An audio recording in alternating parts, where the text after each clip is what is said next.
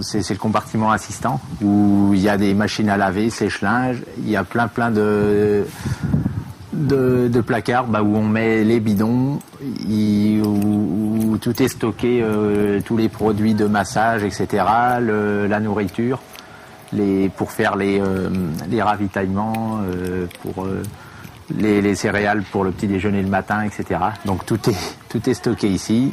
Et après, on a la partie atelier. Mais non, il mange pas là. Est-ce qu'il aura juste mangé ? Si vous voulez bien me suivre.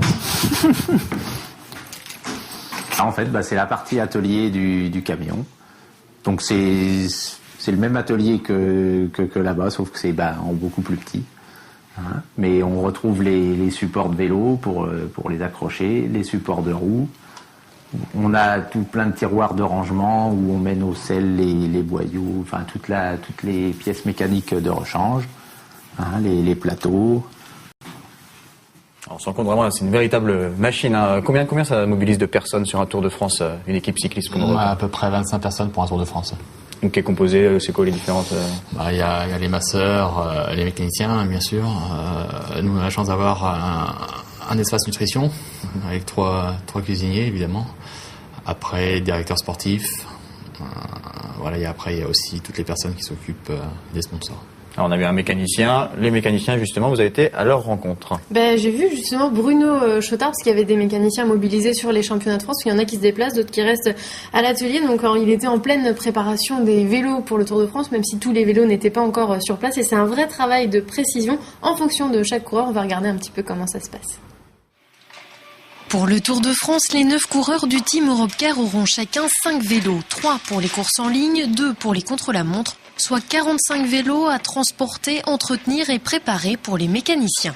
Le gros travail qu'il y a à faire en ce moment pour le Tour de France, c'était les roues.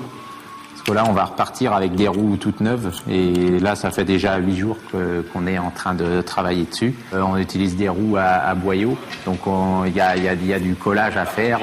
Ça prend au moins 4-5 jours, juste pour faire les roues. Pour le Tour de France, tous les mécaniciens sont mobilisés. Ils n'auront que quelques jours pour finir de préparer les vélos avant de les nettoyer et de les vérifier chaque soir après les étapes. Sur le Tour de France, il y a 4 mécaniciens, alors que sur les autres courses toute l'année, c'est 2 mécaniciens généralement. Là on met le paquet, comme dirait l'autre. Aujourd'hui, Bruno fait des réglages sur les vélos de contre-la-montre de Thomas Vaucleur à la demande du coureur. Il a changé la longueur des manivelles, donc faut que je fasse des petites modifications à ce niveau-là. Il faut que ce soit des vélos identiques, donc on fait en sorte qu'ils soient exactement à la même longueur, etc. Et pour que les 2 vélos soient strictement identiques, le mécanicien dispose d'une base de données où sont répertoriées les cotes en fonction de chaque coureur, et ça se mesure en millimètres. En fait, je reprends toutes les mesures justement du vélo de Thomas, et au millimètre près, au niveau de la hauteur de selle. Et puis là, ça nous permet de mesurer le recul de la selle, savoir si elle est plus ou moins avancée. Ils ont leur vélo d'entraînement, les 2 vélos de course, et il faut qu'ils soient le plus proche possible chacun il faut qu'ils aient les mêmes cotes. Donc, parce qu'à la rigueur, ils auraient qu'un seul vélo pour une année. Ce serait moins important. On prendrait les cotes à un moment donné, on les récupérerait de temps en temps.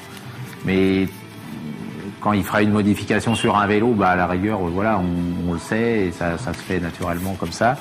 Là, c'est qu'après, quand il modifie sur un vélo, il faut qu'on le fasse sur les 3 autres. Un travail de précision indispensable pour que les coureurs soient performants et qui prouve encore une fois que le cyclisme est avant tout un sport d'équipe.